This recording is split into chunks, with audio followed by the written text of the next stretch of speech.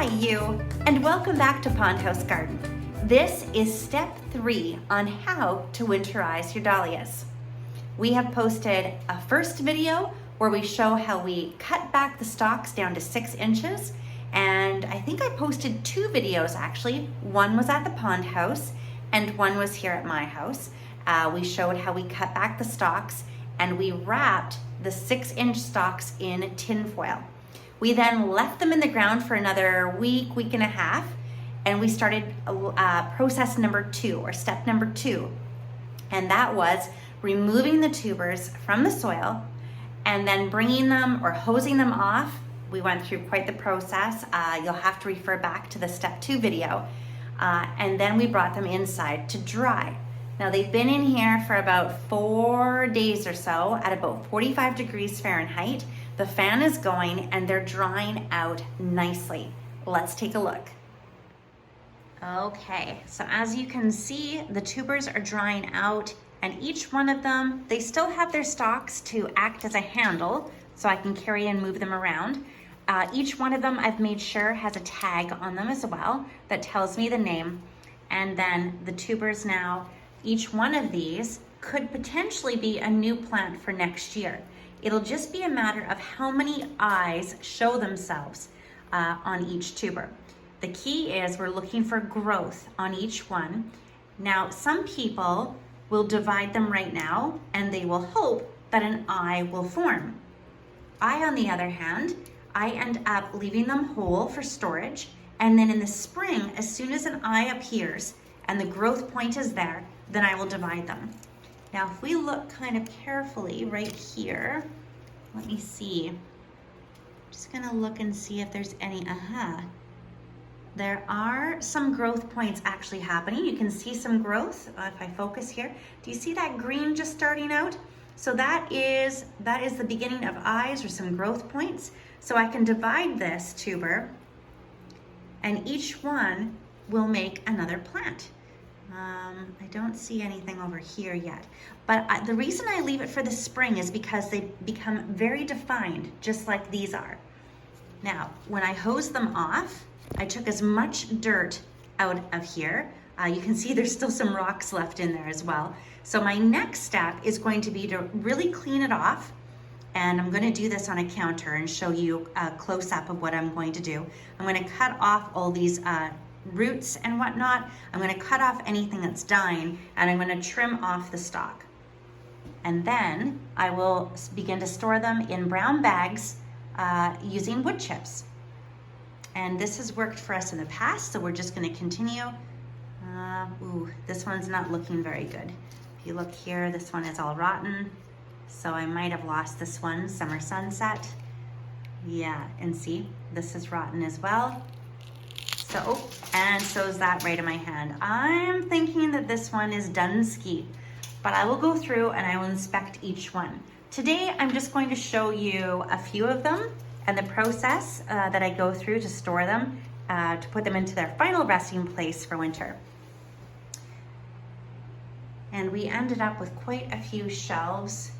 1, 2, 3, 4, and then over here as well, we have a whole bunch drying. Unfortunately, time got the best of me this year, so I didn't get all of the tubers pulled out of the ground. That's not to say that they're not still going to be fine when I do pull them out. I think next week I have time to do it. I'll take a good look, see if I can salvage some more. Otherwise, I'm going to do what Dad has decided to do this year, and he is going to do a big pile of leaves or a big berm of bark mulch over top of all of his rows. And he's going to see how he fares out and how many of them keep warm and protected through the winter. Fingers crossed that they do not rot in the ground. He has a lot of duplicates there, so it's okay if we lose a few and we experiment, because as you can tell, this is quite a tedious process to go through every year. And considering that we have like over 150 varieties, as soon as we expand next year, we're going to be doubling our collection size, and this just might not be feasible every year to winterize like this. So we have to figure out a new plan perhaps, Or we just save our very prized bulbs, the bulbs or the tubers that we've imported from the United States, or the ones that we are showing as flowers in the Dahlia show every year. So whatever we have as a prized possession, or the rare ones that we import into Canada, those might be the only ones that we bring up, and then the rest of them will mulch and keep our fingers crossed that they'll do okay. What else was I going to tell you about this? Let's see. I can't think of anything else right now. So let's get at this. I'll show you the process for putting these into the bags and whatnot. I'm gonna step into the kitchen actually, where I'm more comfortable and there's a nice countertop. I don't just cook and can in the kitchen, I also tend to my flowers. You'll get to know that about me. All you need to do is subscribe and you'll see the videos and all that I do in my kitchen. Okay, off we go. Okay, here we are in the kitchen processing the dahlias. Step number 3. My aunt would be very proud of me because she uses her kitchen as well for these types of things. So this is one of the dried tubers that I just brought in from the drying rack. And so it's been sitting there drying, like I said, over the last 4 or so days. I want to make sure there's a little bit of moisture still in here, but they're not so dry that they're starting to shrivel. And the cool part is because we cut the stalks down to 6 inches and left them in the ground for another week and a half, the eyes have started to form on these, which is excellent when we want to start to divide. But like I said, I'm going to divide them in the spring. I divide them when I can see not only the eyes, but the green actually starts to shoot out from the tuber itself. So the first step, what I'm going to do is I'm going to clean off all of these excess roots that are here. I'm just cutting back all of the excess, and I'll show this up close to you as well. I hope that you had an opportunity to look at all of the dahlia videos that we posted in summertime. It shows you what these dahlias looked like in their flower form and how big the plant actually got over the summer. Some of them got to like 4 feet or higher, which is really cool. This year, we planted them at the farm over at the pond house, and we also planted them in a raised bed here. These pruners are a little bit too big for the job.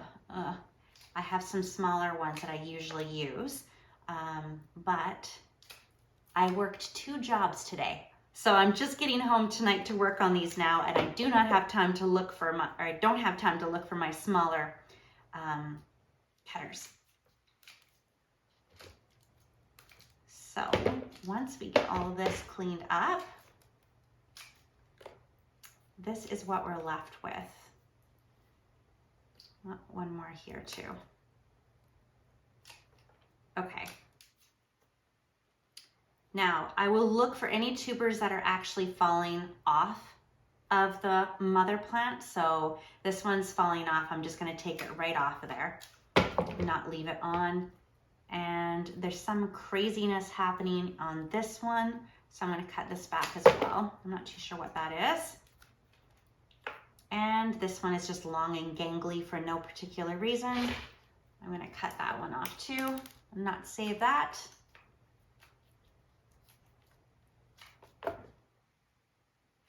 There's some stuff happening here as well. Okay, nice and clean.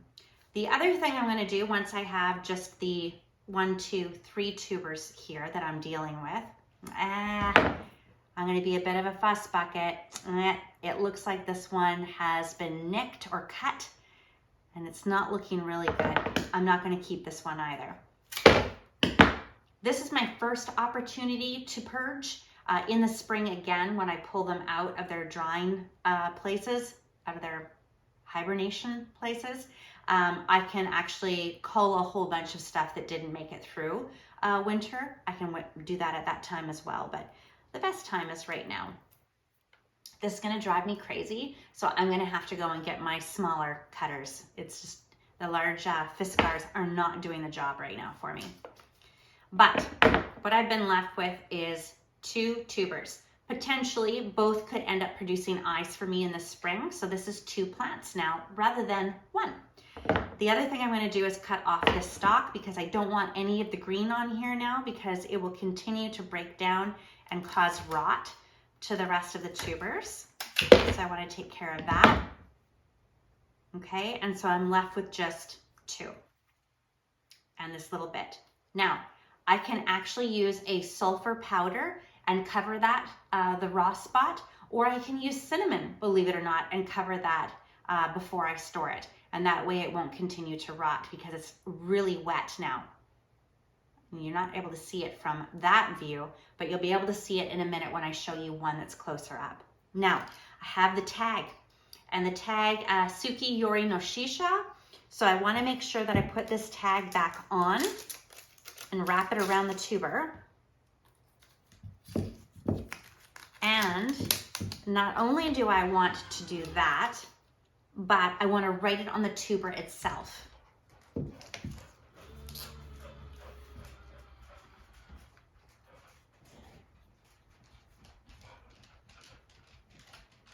Suki. And I'll write it on the other one here. And that way, if they become divided or if they come off of the tag, I still have the name written on the tuber itself. Then I'm going to go a step further and I'm going to use a brown bag to store these tubers in. Now you can use a PharmaSave bag, you can use a Thrifty Foods grocery bag, whatever. I also have these really cute Christmas bags with a little tag on it. And so the idea is I will open that up and I'm going to put my wood chips inside and then I'm going to put this into the middle. So if I'm going to use this bag for this particular dahlia, then I'm going to write on the bag as well that this is Suki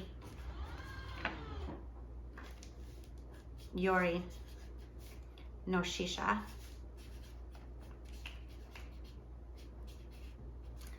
And then I know white tag, name on the dahlia tubers, name on the bag. Can't go wrong. We know 3 points where the name has been labeled. So we're pretty much assured that this is going to be labeled the right way when we divide it in the spring and put it into a plant pot. Now let's fill this up with some bark chips, or not bark chips, sorry, these are cedar chips that I buy in a large bag from the farm store. So I'm just gonna fill up some chips in there, and then I'm gonna place this, again, I will use the sulfur or the cinnamon and just sprinkle it on here, place it into the middle, and then cover the rest with chips. Let's do another one close up. All right, on this one then, I'm going to do the same thing. I'm just going to cut off all the excessive roots.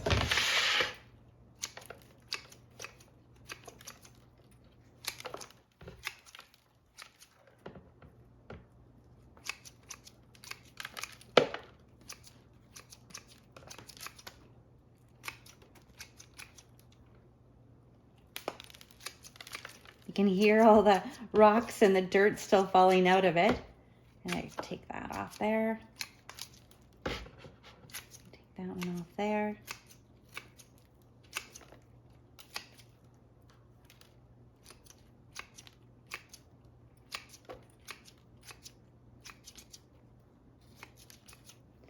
And then I look for any that are broken, and you can see this one has snapped a little bit.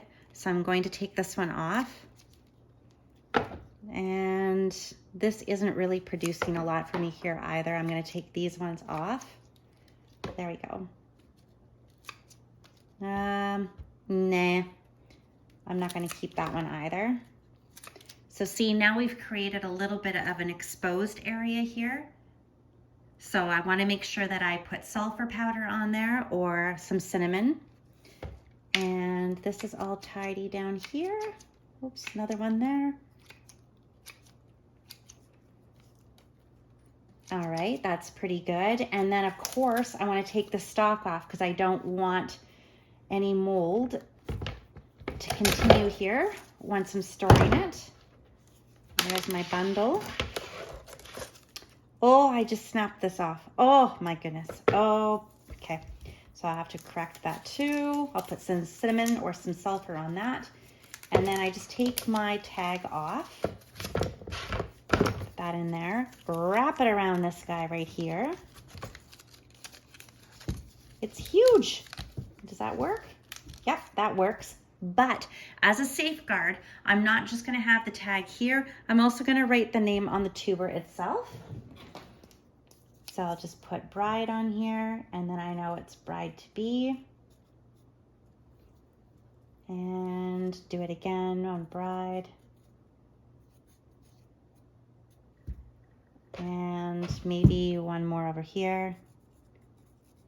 Bride. And you might want to continue and do each one if you think that this might break off. But yes, there are some eyes coming up. Oh gosh, I wonder if you can see that. The lighting isn't the best here right now, but there are some green eyes already making their way right here. So these two will be dividable. Now that I know that, I'm going to write bride here too. This is exciting. Bride. Oh, Michelle, I hope you can read your printing in the spring. So we've got something happening there. We've got some eyes happening on this little one right here already. Yeah, there should be some more coming, which is great. Okay, so we've got white tag. We've written on the tubers themselves. And then I have also written on the bag here, bride to be, and I put some bark chips in here. Now again, I'm going to go and sprinkle some sulfur and whatnot on here after I do the video. So I'll make sure I take care of that. But it will just pop into this bag. I will then continue to fill this bag so that the tuber is completely covered with these bark chips, or these, these cedar chips. So it'll be completely covered. I will then fold over and seal the bag. And this will go away into a place that is dark, and it's around 45 degrees-ish Fahrenheit for the entire winter. So we want it dark, and we want it about 45 degrees. We will check on this every month just to make sure it's not drying out too much. If it is drying out, I can mist it just a little bit to give it a bit of moisture. Other than that, I just let it be.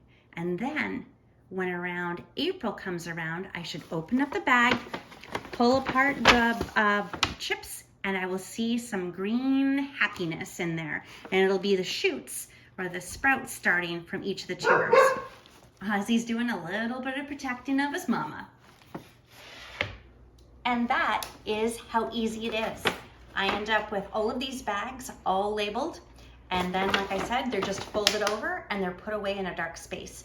So I will actually use these bags for each one of them, and I have some wonderful plastic crates that are over at the pond house, and we're gonna put them down into the root cellar for the winter. So we'll put these bags into the crates, put the crates in the root cellar, and we will visit them once a month. Okay, and one last piece of information as I was doing this. If your dried tubers, if they're not cleaned enough and there's a lot of soil on here, that can lead to rot as well. So you wanna make sure you take a toothbrush or some kind of a little scrub brush and lightly scrub or poke out the excess dirt. But these ones are looking pretty good. All right, until next time. Remember, your dreams can become a reality just like ours have. All you have to do is take that very first step. My first step is going to be getting a Starbucks tomorrow to say, hallelujah, all the dahlias are now stored. Until next time, have a great day.